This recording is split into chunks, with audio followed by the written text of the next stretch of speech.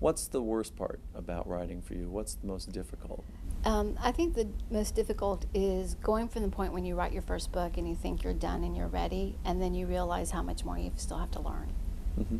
And you feel like you're starting over. But the journey is definitely worth it because you do get better. The more you put yourself out there and get that feedback, the better you will get. So when you got done with your first book, what kind of problem did you have when you had to go back to it? I created like all the what we call kind of like the beginner faux pas. It was, my first one was younger middle grade, so geared towards 10 to 11-year-olds, and it sounded very adult. Hmm. That was one of the biggest ones. Well, that works for Peanuts. Yeah. You know, they all sound like adults They do, when they talk. right? But yeah, not for this not in the book. particular story. A lot what we call show versus tell. You're just telling the reader everything, you're not showing them. And that is probably one of the hardest things to get over as a writer. How did you get over that? I don't know if we ever really truly get over it, but you're able to recognize it a lot easier. You're like, you know what, I'm telling the reader something I need to be showing them. I need to be walking them through this scene and let them see it for themselves, not tell them what's going on. Okay. Who's your go-to person for a moment when that happens? I'm just curious if it's a friend that you call up and you read something over to the phone to them, or do you wait until everything's done and see if they take it as a whole, like a gestalt? Well, I've got two. I've got a writer friend in Austin that will send little snippets to here and there and exchange stuff. And then I have my local young adult critique book. Mm-hmm. So it's me and 4 other authors that we got together that we did a spin-off, and we all write young adult. And we meet once a month and critique our work. Since you're doing murder mysteries, I'm curious, is there stuff that you all feel that just doesn't belong in young adult, even though it's a murder mystery? Or are you willing to say, you know, this stuff happens in real life, we're going to include it? Or how does that sort of filter work for you as you're thinking about things that you're writing?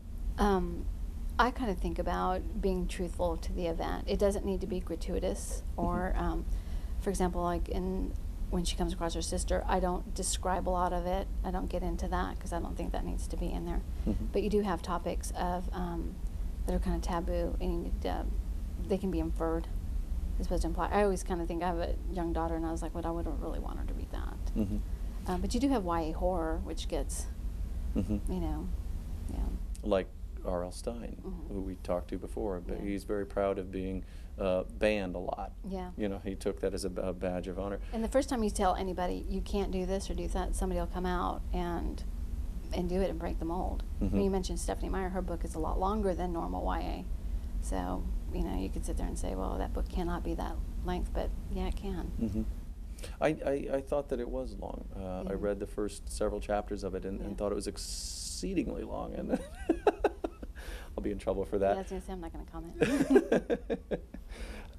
Do you have your daughter read your stuff? You said you had. Oh, she's 3. Okay, Yeah, I thought so you no. said she's 10. Okay, no, well. No, I think of her as a young teenage Okay, woman right, and all right. think about what I really want her to read that. Mhm. But if you've read The Hunger Games by Suzanne Collins, there's, you know, it's kind of set in a different time, but she's a hunter and she's 16, and that's how she feeds her family. Mhm. And she's put in these games where the purpose is to kill everybody else. Mm. So, I mean, you do have that. I mean, she does it very, very tastefully, and an incredible storyteller. But Mhm. there are topics like that that seem kind of off initially. So the murder has to be tasteful.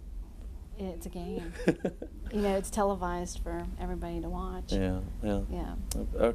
What genre haven't you written that you'd like to try? You've done murder mysteries. What other things? Is there a Western, a romance? What I'm have you done? awful at romance.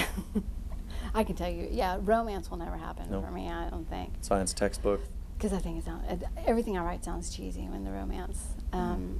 I think the one thing is kind of like urban fantasy. So it's not fantasy in terms of like Tolkien and stuff, but it's kind of like the Hunger Games. It's kind of like an urban fantasy. Mhm.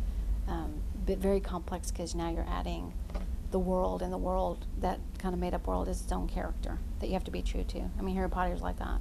Mhm. You know, to keep that world straight and all the rules of that world, I think would be challenging. Mhm. I always think when I've read, because I'm rereading Harry Potter to my kids now, Yeah. which I like quite a bit, and I'm amazed at how far out she plotted it. It's amazing. You know, yeah. that because as you read it the second time, you find, oh, wait, she did put this here. She Right. was seeding all She this left stuff. little trails and along there, the way. and you just sort of blow past it the first couple times. Yeah. Not. And that's the difficult thing to do. And sometimes you have to go back and put those little seeds in, because you didn't know in chapter 30 that this whole other thing was going to happen. So now you got to kind of go back and plant those seeds early on. Yeah.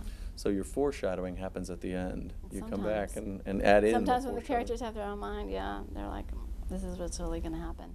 Have you had a character make a second return in a book?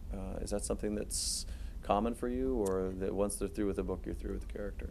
I'm not sure. I think for my first one, I'd like to see it grow into a series and have what I did at the very, very end is there's actually, this is based on a program we have here in Ohio called the PAPS Forensic Program. And the Columbus School for Girls were one of the schools that piloted it. And the kids actually study forensics. So I had that program come to her school. And so she's the math representative on this. So I've kind of assembled the high school forensic dream team.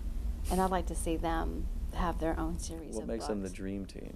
They come from different aspects of the gifted and talented program at their school. Okay. So there's an artist, there's the math, there's science, Okay. and yeah. So do you watch NCIS and programs like that to Oh, get I watch ideas? CSI. Well, I like the Las Vegas CSI. CSI? Yeah. Okay. And Criminal Minds is a really good one too. I like Criminal Minds. Who's your biggest influence as a writer? I would still say Edgar Allan Poe.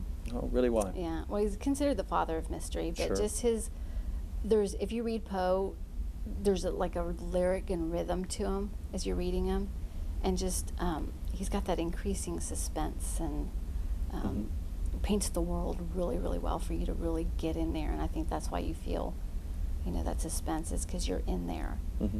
What age do you think you'll read that to your daughter? Oh, let's see. I read 20? Yeah, I was like, well, I read mine in 8th grade, so I don't know. Okay. Yeah. I'm just curious because he's got, even from the time he was in the era that he was writing, a lot of surprisingly gruesome descriptions. Exactly. So, yeah. Although I do have a Raven picture book. okay. Yeah. What's your secret vice of an author or a genre? What would it surprise people that you read? I would say just how all over the place it really, really is. Especially right now, fantasy is really huge for young adults. And I mean, just how broad the fantasy world could be. Most of our experience is just based on Tolkien concerning the fantasy world. But they infuse mythology into it now, ancient practices, everything now. So they're taking some of the past and morphing it into the future. And I think that's really interesting. So does that become science fiction at some point there? You said morphing There's into the probably, I think of sci-fi as I always think of like Star Wars, kind of outer space. And these are different worlds that are created. So maybe not so much. Okay. Yeah. We're out of time now, but I want to thank you for coming in today and tell us again about when the conference is going to be. It's going to be Saturday, October 3rd at the University Plaza Hotel.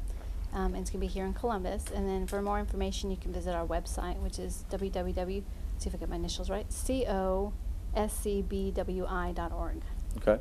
And then you can also look up the Society of, are you ready? Of I'm ready. children's book writers and illustrators. Correct. To find out more information about that.